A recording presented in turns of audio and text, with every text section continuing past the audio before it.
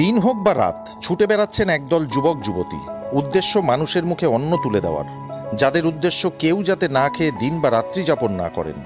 প্রখর রোদ হোক বা ঝড় বৃষ্টি, সমস্ত কিছুকেই উপেক্ষা করে কেউ যাতে অনাহারে না থাকে, তার উদ্দেশ্যেই শহর জুড়ে ঘুরে বেড়াচ্ছেন স্বপ্ন ছায়ায় আলোর দিশা নামক একটি স্বেচ্ছাসেবী সংস্থার সদস্যরা। টানা 51 দিন ধরে অসহায় ভবঘুরে মানুষদের মুখে অন্ন তুলে দিয়েছেন এই স্বেচ্ছাসেবী সংস্থার প্রতিটি সদস্য। মেনু হিসাবে ছিল ভাত, মাংস, পাঁপড় ভাজা, চাটনি, মিষ্টি ও জল। টানা 51 দিন সম্পূর্ণ করে আপাতত বিরতি নিলেন তারা বলে জানান সংস্থার সভাপতি মুন্না রায়। হ্যাঁ, সে যেন ফিল্মি মুন্না রায়। অনায়াসেই অসহায় মানুষদের দুঃখ দুর্দশাকে নিজের করে আগলে রাখতে জানেন অসহায় মানুষদের।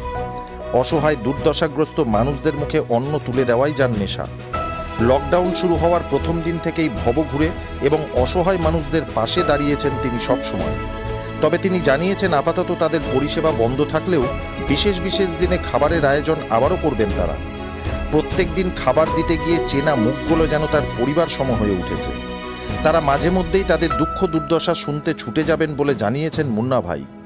এই মহৎ কাজে যারা এগিয়ে এসেছেন তাদের প্রত্যেককে আন্তরিকভাবে ধন্যবাদ জানিয়েছেন স্বপ্ন ছায়ায় আলোর দিশা স্বেচ্ছাসেবী সংস্থার প্রত্যেক সদস্যরা।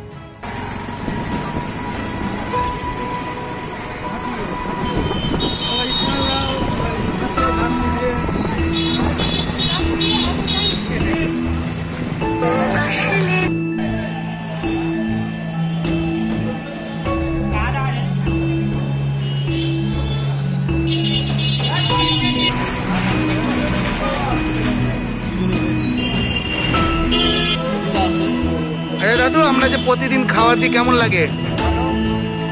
আর অন্য এনজিও যারা খাবার টাবার দেয়, হ্যাঁ,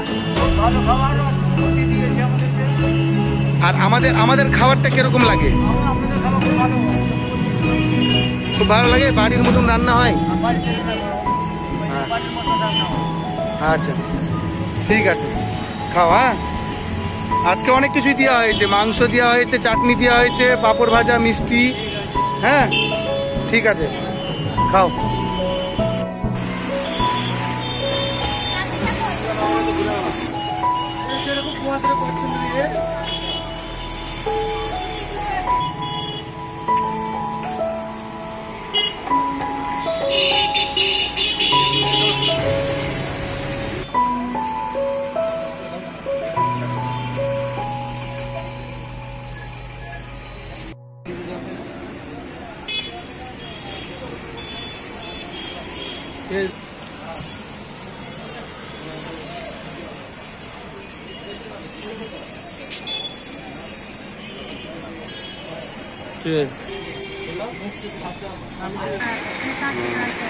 খাও। আরো কেউ দেওয়া যাবে?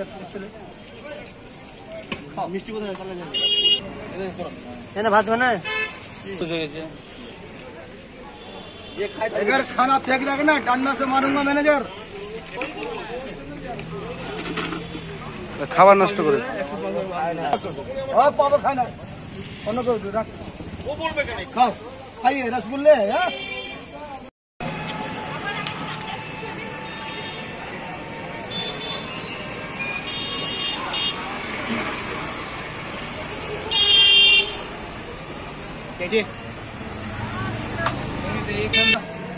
चलो